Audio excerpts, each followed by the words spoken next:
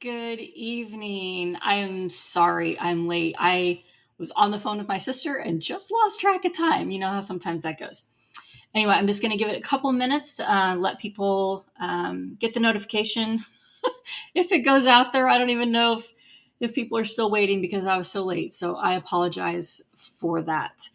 Um, I was just kind of preparing to talk about, part two from last week. And I really just kind of felt all day today that I needed to go in a different direction than just talking about mental health in the church. Lila, hey, girly.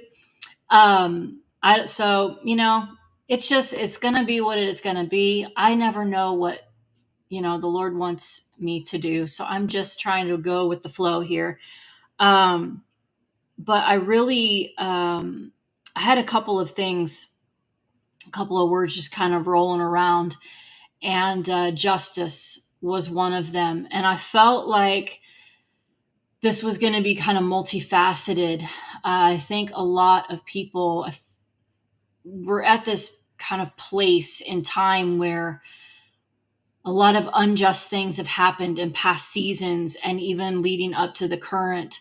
And I just felt the Lord just wanting me to talk about like him as a just judge, and that his justice rules, his justice reigns, and like REIGN, reign. And so I wanted to just take that to encourage those that are in the midst of battles, that are in this frustrated place with unjust things, the perception and the reality of being robbed and pillaged and plundered. And that might be in your health, it might be in your finances, it might be in your workplace, it might be in the journey of trying to get into the workplace. It's a lot of things where I felt like a lot of people have been coming up against this dead end, where it's like, is nothing going to go right? Like, that's what I kind of kept hearing all day today. Is anything ever going to go right for me? And it just stirs up this massive well of frustration.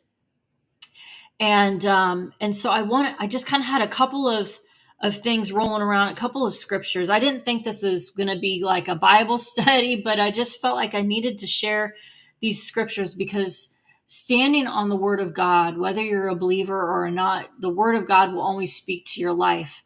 And because his word is written for us as his creation. And a couple of the scriptures, I'm just going to read them, and then we'll just kind of go in and talk about them as Holy Spirit leads. The first one is Proverbs 13:22.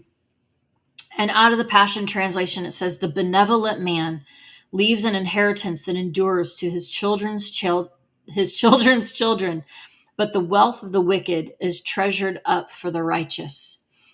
And I just kind of wanted to hover over, what is the wealth of the wicked? Yes, Isaiah 42:22. I'll read that one too, Lila, because you read that one over me the other day, and it has not left me.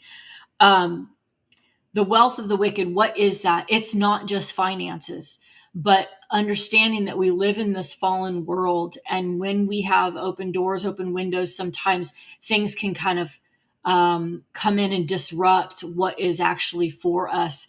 And the wealth of the wicked, whatever it is, that wealth is something that's been wrongfully taken.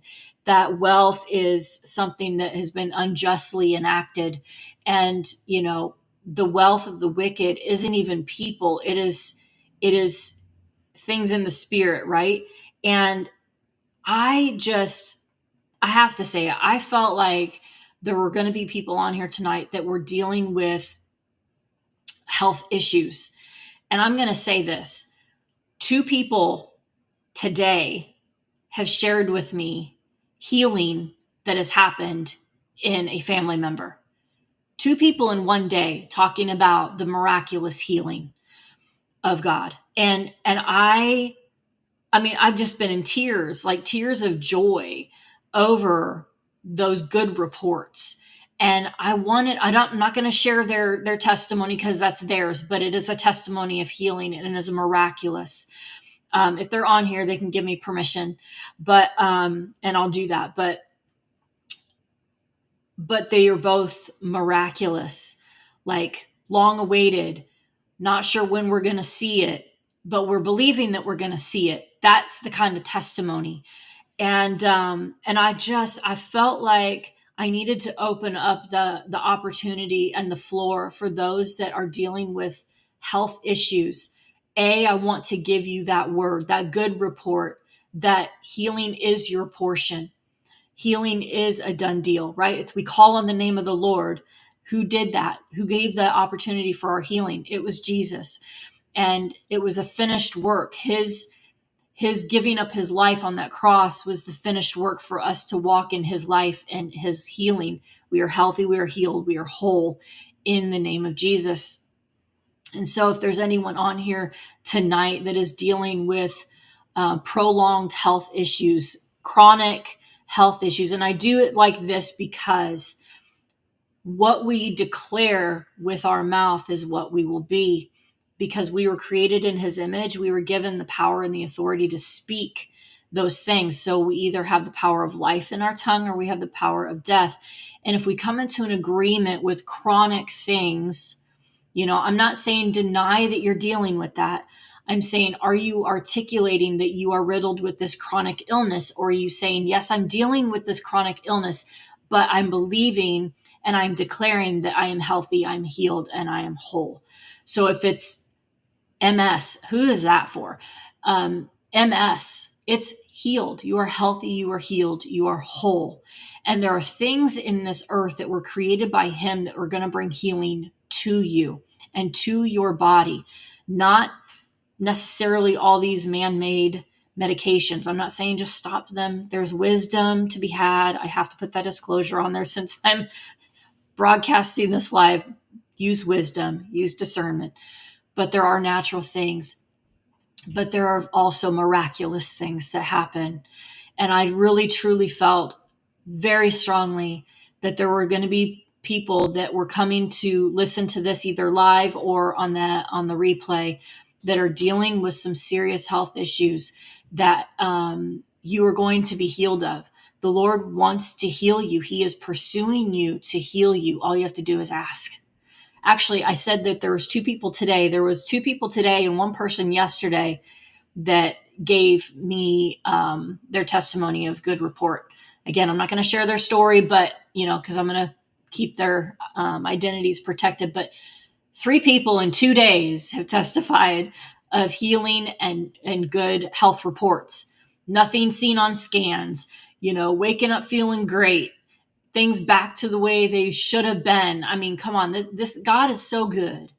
And we are in a season, I talked about this narrow gate season, not on this podcast, but on other podcasts that I've been on. This narrow gate season, it's one of restoration.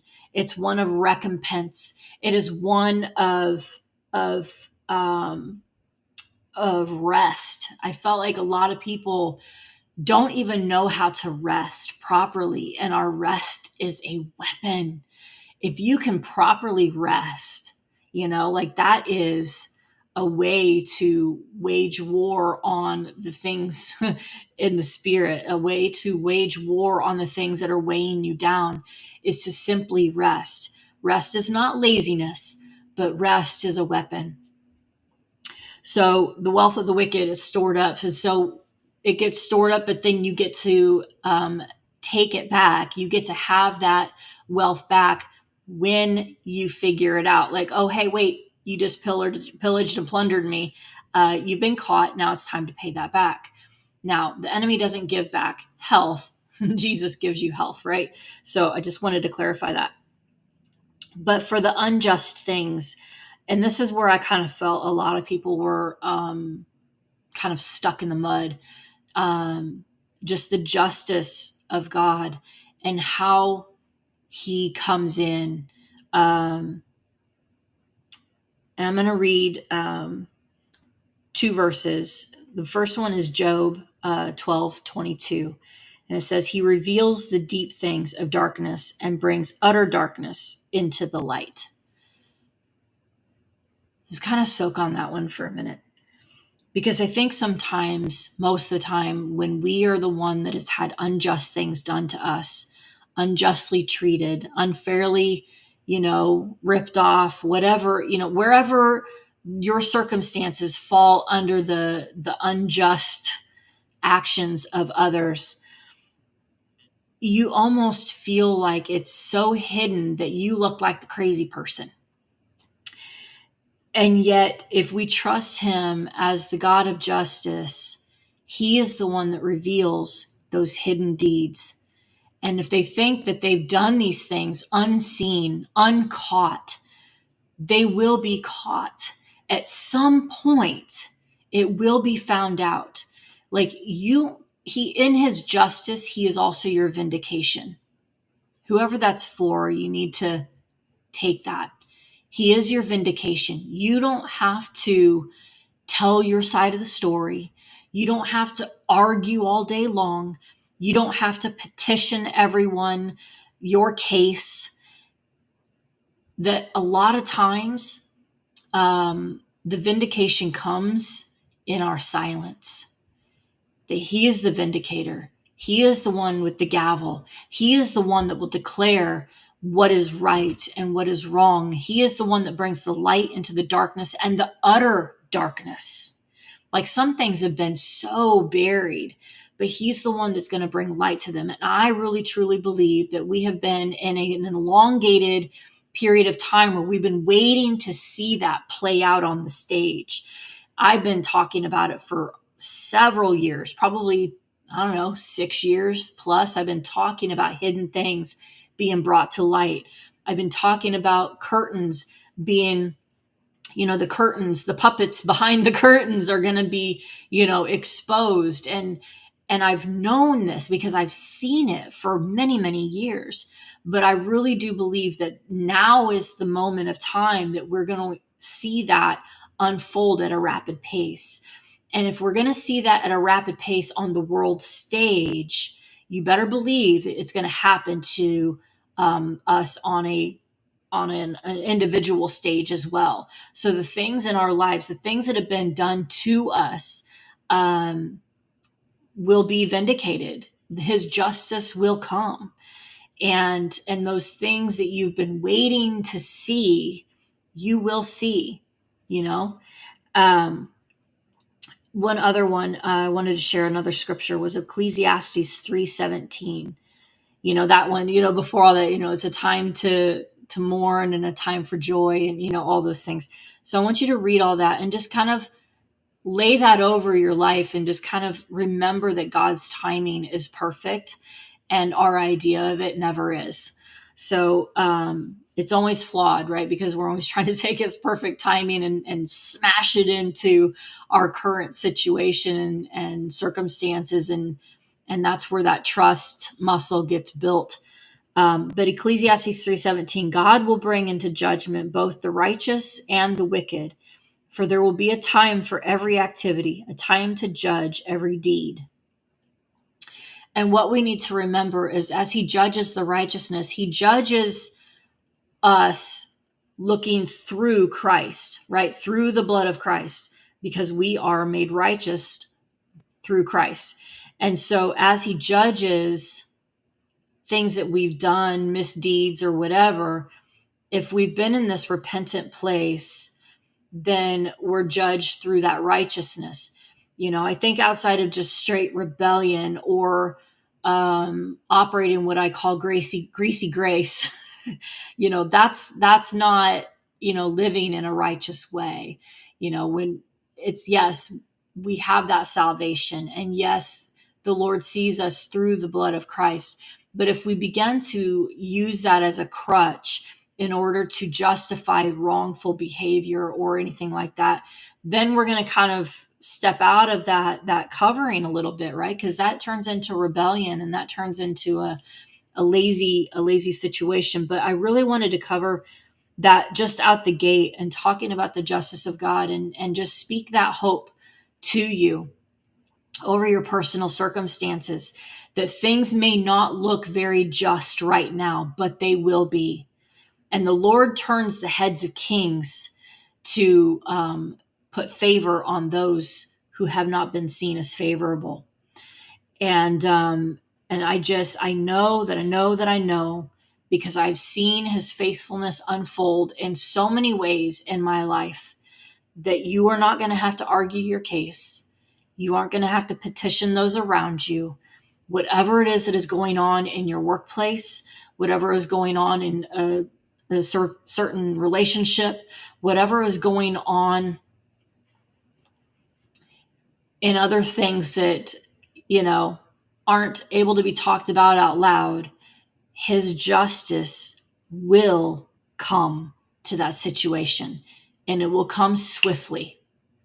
That I do know. So I just want to speak that over you and speak that healing over you. Okay, Isaiah 42:22. I'm going to read that really quick because I said I would. So let's hop over to that really quick before I switch gears. And let me turn right past it. All right, 42:22. See, I just never know. You think you're going to talk about one thing, and the Lord wants you to talk about something else. I'm good with that. I'd rather talk about what he wants to, because I don't care about what I want to talk about. Okay, Isaiah 42:22. But this is a people. Oh my gosh, I've got this like highlighted and underlined and exclamation points at the end. Yeah, but this is a people plundered and looted, all of them trapped in pits or hidden away in prisons. They have become plunder with no one to rescue them. And I remember in one translation I read, it wasn't rescuing them, it was to restore them. And I loved that translation. And I wrote that in my Bible. That's what it reminded me. It's like, yes, and no one to restore them. See, sometimes I think we look to others to rescue us or others to restore us, but they are only conduits for the Lord to use if he so sees fit. And I will say, over the last 4 years, I have seen the Lord show up for me in ways that I never thought I would ever see him show up. And I don't mind admitting that. I think sometimes we know certain faces and aspects of God in our lives, and we kind of get used to those names and faces. But because we've been thrown in the dust of disappointment or feeling overlooked in other aspects, we just kind of chalk it up to maybe I'm not worthy of seeing that kind of miracle in my life. And I will say, over the last 4 years, I have seen those faces of God that I never saw before, and it humbled me immensely. I had to learn how to receive through others because I'm private. I'm a very private person, and I don't like to talk about things that I'm struggling with. I've gotten a lot better, but I'm very careful about who I share things with. But the Lord has really moved people to step into my life and to be a conduit for him to speak to me in a season that I never thought I would hear from him in that way. And I just felt like maybe that, Lila, I'm so glad you put that scripture up because we needed to read that tonight. I needed to reread that. And there is a restoration in this season. His restoration is always to better than it was before. See, sometimes we look in the rearview mirror and we're like, oh, it was so great back here. I wish we could go back because this was so good and da-da-da-da-da. And yet then we go through this period of struggle and loss and grief and all of these things. And it's hard to look at the dismantling or the mess and go, how is this going to, how am I ever going to get back to where I was? Well, you're not. We're not supposed to go backwards. We're supposed to keep going forward, which is why it's a rear view mirror and it's not the window that you look out. And the thing of it is we can look back on those past things and go, you know what? I learned this here. And I don't think I appreciated this here. And in all of this dismantling and in the breaking down and in the undoing of things, we can kind of go, okay, I need to kind of look at where I'm currently at in this journey. And then I'll be able to look out that windshield, that bigger window into the future and go, you know, sometimes our hope will only allow us to go, if I can just get back to the way things were, if I could just get restored up to where I was before all of this happened. I think some of us can hope for that. But the way the Lord restores us and heals us, it's better than it was before. It's always a better version. Like, look at the story of Job, you know? I mean, we look at that a lot. I've looked at that story a lot because sometimes I have my pity parties and I'm like, I'm in a Job season, you know, and I'm not, but we have these moments where we just feel like everything is falling apart. Everything is going awry. And Job dealt with like real loss. And so many of us have dealt with real intense loss. And I'm not joking about the Job season to diminish any of that. I'm just not, because I have been in Job seasons that were very intense and stricken with just indescribable grief. And I can relate to the story of Job in certain ways. I never like pity party victimize myself to where I'm like, I lost all of these people, like he really lost a lot. But when you look at the spiritual plane of things, I want to kind of give you this perspective as I kind of circle back, is that the enemy was literally like bored because he'd already corrupted the earth. Now, if you remember, Job was way back here at the beginning, right? Like Enoch kind of times with, Job, like way back before Noah, okay? And, Satan was like, I'm so bored. It's so easy to corrupt all these people, right? And he goes to God and he's like, he and God are having this conversation. And God's like, have you considered my servant Job? I'm like, gee, thanks, God. Thanks for offering me up to the enemy, right? But there's something interesting in this story about this man. And it's like, so God gives Satan permission to go after Job, but he gives him parameters. You can go after him, but you can't kill him. Gee, thanks. I'm going to live, but I'm going to go through all of this, right? And so he takes Job's children, servants, his wealth, his health, but he left the friends and he left the wife. That's always just kind of like, ay. But in all of this, like Job struggled. And I think sometimes we forget that. Now, he didn't deny God,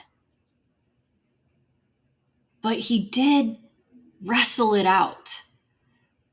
And whatever degree of Job that we land on, right? If we're going to have a scale of wealthy Job before all the stuff to, losing everything. We all land somewhere in the spectrum of that, and we can relate to a degree of some of that.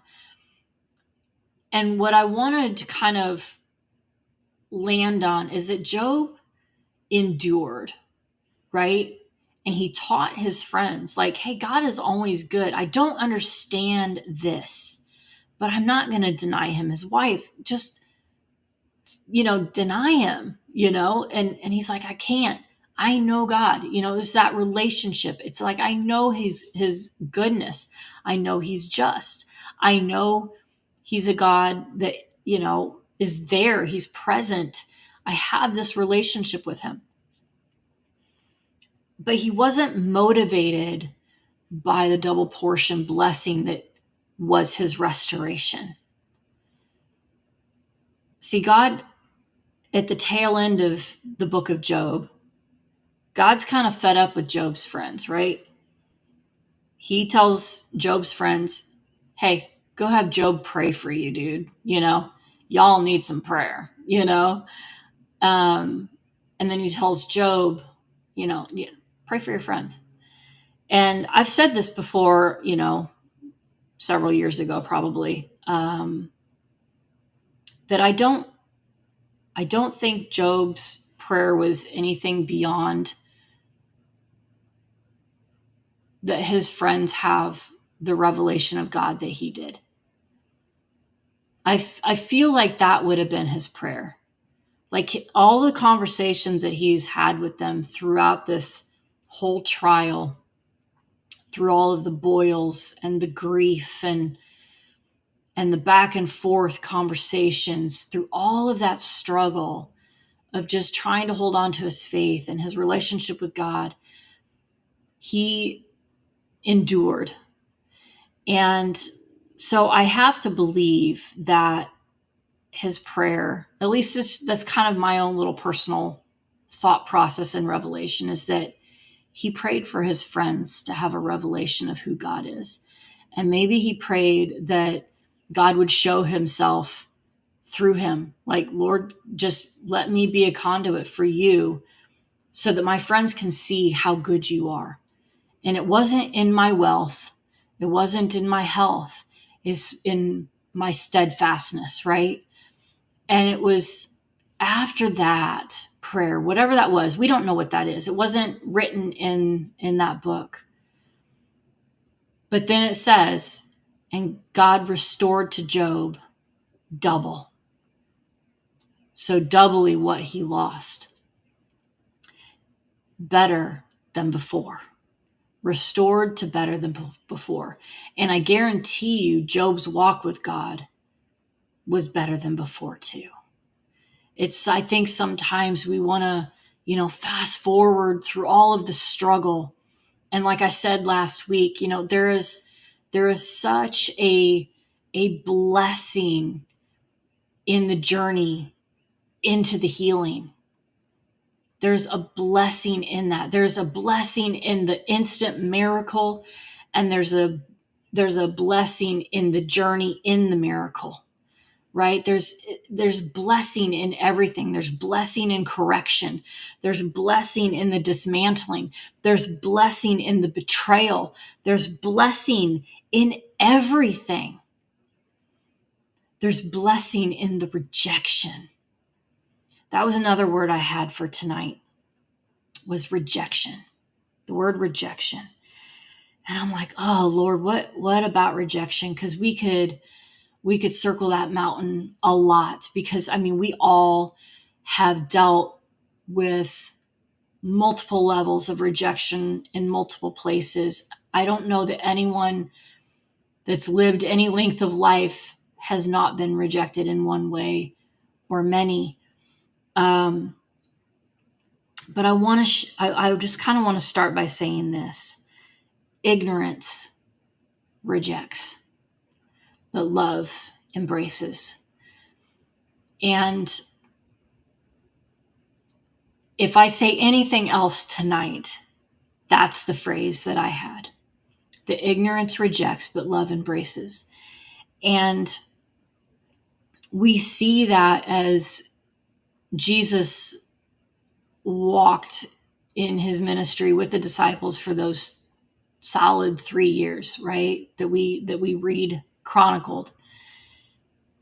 And all of the rejection and all of the judgment was based in ignorance. It was based in pride, you know. His whip making and table turning was for the religious, not for those that were trapped in their sin or their sickness or in their traitorous behaviors. You know, he touched the unclean and made them clean. He lifted up those that could not walk because their legs wouldn't work, but he lifted them up and they could walk. He gave people who were unable to journey the ability to journey. He showed the rejected how much they were accepted. Did he accept their sin? No. He accepted them for who they were created to be. And that is how love embraces the lost, the broken, the lonely, the ones riddled with illness. Back then, the lepers were kicked out of the city. They were sent off to the lepers camp. That's where they sent everyone with every illness. It was basically a death camp. Like, oh, you got sick. Well, you got to go out there. There's rejection with that, right? Like it was all your fault that you got sick, right? You were instantly rejected. You were ripped away from the life that you've known, and you were sent to a camp to just die, to another place to just die outside the city walls. It was like a prison. And if you went there with one illness, because everyone else there was sick, you'd probably end up with multiple things, you know, in addition to what you were put there to begin with. So when you read about those lepers that encountered Jesus, they left that prison in order to encounter him. One thanked him for it. Then we read about another one that went up around in the bushes and met him on the side of the mountain as he was coming down. If you're willing, you heal me, you know? And so ignorance rejects and love embraces.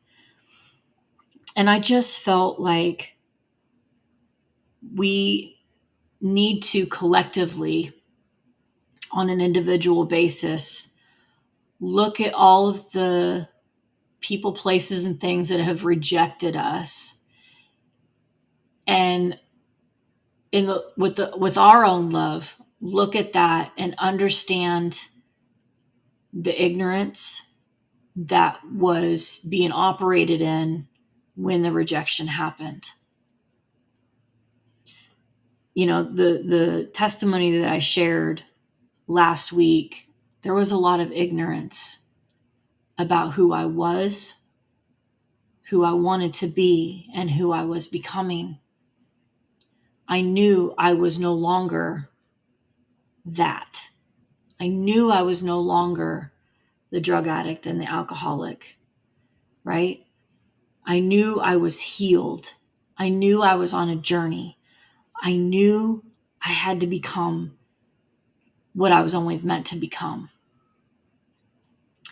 And so there, in the midst of that ignorance, there was judgment and rejection. But I chose not to be ignorant to it, but to just tune it out. Like I said last week, I just tunnel visioned. I was open to talking to people. I didn't have an attitude about it. I didn't have attitude to anybody. I just kind of read the room. You know, I didn't understand anything about being prophetic. I didn't understand anything like that. That was so foreign to me. I had nothing there was nothing on my grid that I knew. I didn't know anything about Holy Spirit. I didn't know anything about gifts or anything like that. I had nothing, but I could read the room. I knew I understood people. I knew I could read. I picked up on people's stuff. And I didn't understand it, but that was just one of the gifts that the Lord gave me. So despite all of the stuff that I was, picking up on, I kept my heart open, because one of those healing things that happened was my hard heart was no longer hard. It was still rough, still had some scar tissue, still had some prickly things, and my mouth was a testament to that, but it was softening. And so I chose, in the midst of that ignorance and judgment and what I was kind of picking up on from other people, I kept my heart soft enough with my boundaries to step into kind of relationships with some of these people. Although I understood who they were and how they were, I was open. I wasn't like, well, I know you're talking about me. I know you think this about me, and da da da da. It's like, I understood a lot of that stuff. But at the same time, I was not going to allow ignorance and judgment and perceived rejection to sidetrack me from stepping into a place where I knew I belonged. And that's one more thing I wanted to touch on before I close out tonight. We still have about 15, 20 minutes since I was a little late. But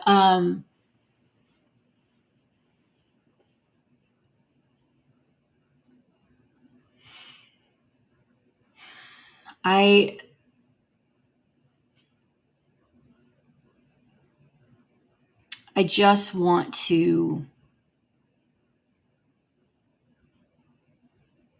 just want to encourage you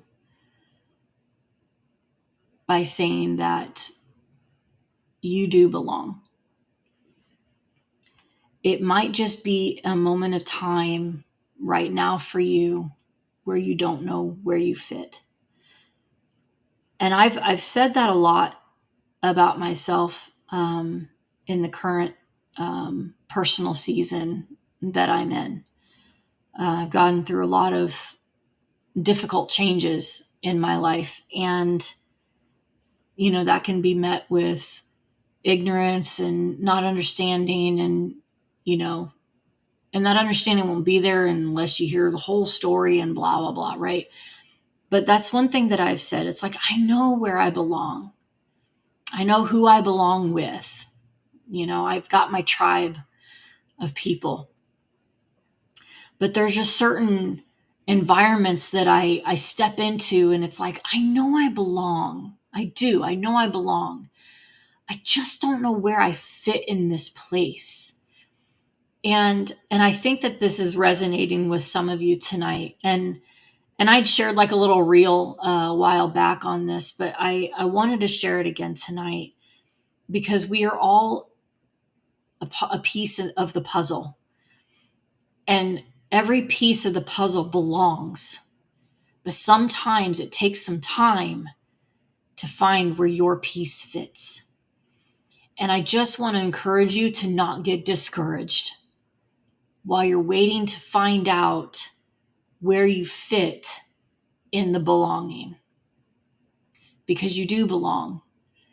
And sometimes it's frustrating. Like, I love puzzles, but I also hate them, right? I'll never forget. It was one Christmas. I had kind of plagiarized, with permission, some ideas from my friend Debbie for the kids' Christmas break. I'm like, okay, I'm going to do this and this and this. And so I had all this like stuff planned, like fun little activities, things that, don't cost a lot of money, things that, you can just like, getting really creative. And one day they picked the card. We were going to get a puzzle. Okay. So we got all up. We went to the store. We picked out a puzzle. We're like, oh yeah, let's do this puzzle. It was snowy. It had snowmen on it, all this fun stuff. I wasn't paying attention. Impulse buy. We liked the picture. I wasn't paying attention to the piece count. And it was like a 1,000-piece puzzle. My children were 3 years younger than they are now. They have zero patience to do 1,000-piece puzzle. I have the patience for it. But when you're talking about a snowy landscape with Christmas lights, everything looks the same. And you're like, oh my gosh, just let me get the border done. If I can finish the border, then I might be able to fill in the insides. I might be able to piece this together. And it became so like frustrating. And one by one, the kids were just kind of giving up. I quit. This isn't even fun anymore. And I'm like, dang it, I have to finish it. But even I got to a point where I'm like, I have to stop. This is no longer fun. But I knew I had all of the pieces, and all of those pieces would fit. But it was just going to take time to figure out where that was. And a lot of times I had the right piece. I just kept putting it in the wrong places. And this is where I wanted to encourage you guys to continue to just kind of pray about that whole phrase of, I know I belong, I just don't know where I fit. Lord, where are you fitting me in this moment of time and in this current season that I'm in? Do I need to go to this church? Do I need to go to this place? Do I need to go hang out with these people, or do I hang out with these people? Do I listen to this person teach, or this person's prophetic words? Where do I fit in each aspect of my life? Where do I fit in the grand scheme of this puzzle of me belonging where you have me? Because he never has us in the wrong place, right? He is just that intentional.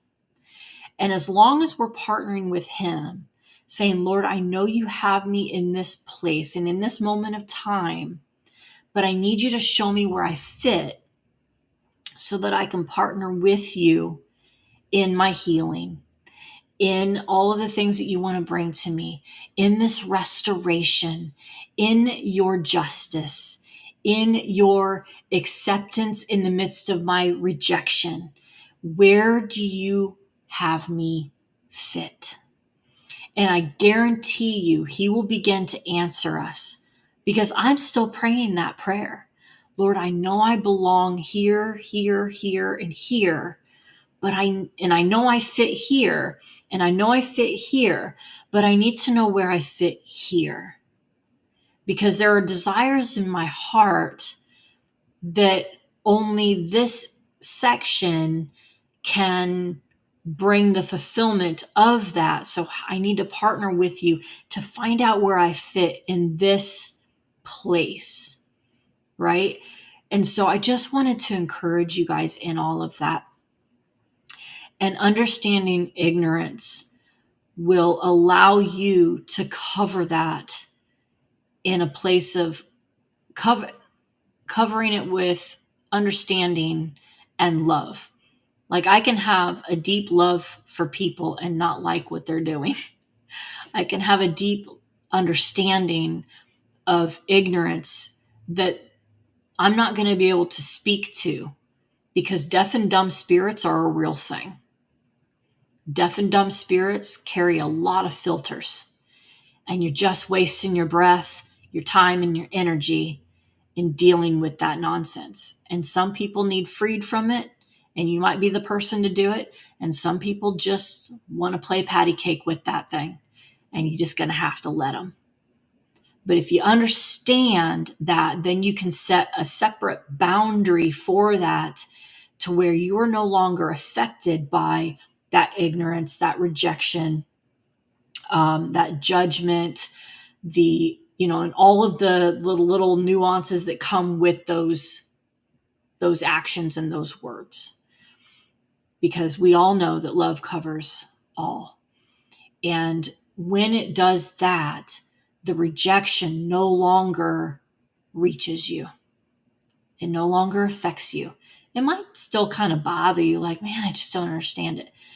But understand this, because of who you are, because your choice of walking in your healing, your choice to go, I'm looking forward, I'm going to focus on this, I'm going to focus on my healing, I'm going to continue to grow forward, it no longer has such a hold on you that keeps pulling you back in. Does that make sense? So I wanted to just share that tonight, that the wealth of the wicked is actually yours. It's yours for the taking. And in the restoration that is coming to each and every one of us is a payback. It's justice served. It is recompense. It is healing. It is reconciliation. It is rest. So I just want to bless you into all of that. And just know that as the Lord is just kind of giving me these things, I am keeping everybody covered in prayer. In the meantime, I'm going to ask for you guys to either write here in the chat or private message me some topics that you would like for me to jump into. Remember, next week is going to be a skip week because it is my second son's birthday. And so I'm going to be taking that evening to spend with him and my other children. And so next week will be a skip, but the week after that, the following Thursday, we'll dive right back in. But I would love to hear what you guys would like to discuss. If we need to discuss some more things based on last week's subject, or if you want me to dive deeper onto something that I kind of touched on tonight, I'm more than happy to do that. But this is a conversation time for all of us, not just for me to hear myself speak. So, just message me whatever you would like to talk about. And that will give me some time to study, pray, and dig into those subjects, because I think there are a lot of things out there that we need to speak about and we need to talk about. And it's those things that I think ignorance needs to get removed from, right? So we will do that. So until then, I just want to also invite those of you that would maybe want to have a one-on-one conversation. The sounding board sessions are open for you to sign up for. And once you get signed up, then we can swap back and forth on scheduling and schedule those out and have those conversations in a private one-on-one. I love to hear, listen to what's on your heart. I love to be able to pray and just kind of do whatever the Lord wants to do in those time periods. So I invite you to do that as well. In the meantime, you guys have a blessed week. And as always, thank you for spending an hour of your time with me tonight. And I love you guys so much. And I will see you very, very soon.